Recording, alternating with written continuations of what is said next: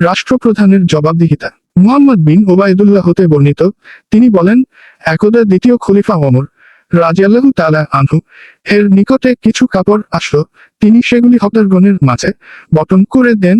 এতে আমাদের প্রত্যেকে একটি করে কাপড় পেল, কিন্তু তিনি নিজের দুটি কাপড় দিয়ে তৈরি একটি পোশাক পরিধান করে খুতবা দিতে মিম্বরে আরোহণ করলেন।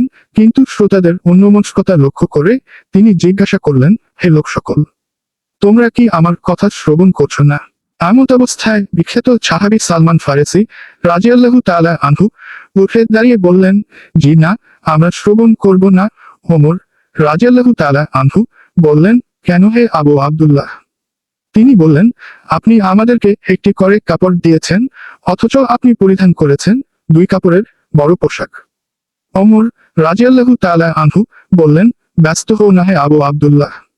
অতঃপর তিনি তার ছেলে আব্দুল্লাহ বিন ওমর রাদিয়াল্লাহু তাআলা আনহু এর দিকে ইশারা করলে তিনি উঠে দাঁড়ালেন। অতঃপর ওমর রাদিয়াল্লাহু তাআলা আনহু বললেন, আমি আল্লাহর কসম করে জিজ্ঞেস করছি, আমার পোশাকে যে অতিরিক্ত কাপড় রয়েছে সেটা কি তোমার নয়?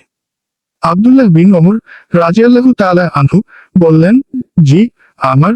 অতঃপর সালমান ফারেসি রাদিয়াল্লাহু তাআলা আনহু বললেন, এখন আপনি বক্তব্য শুরু করুন, আমার শ্রবণ করব।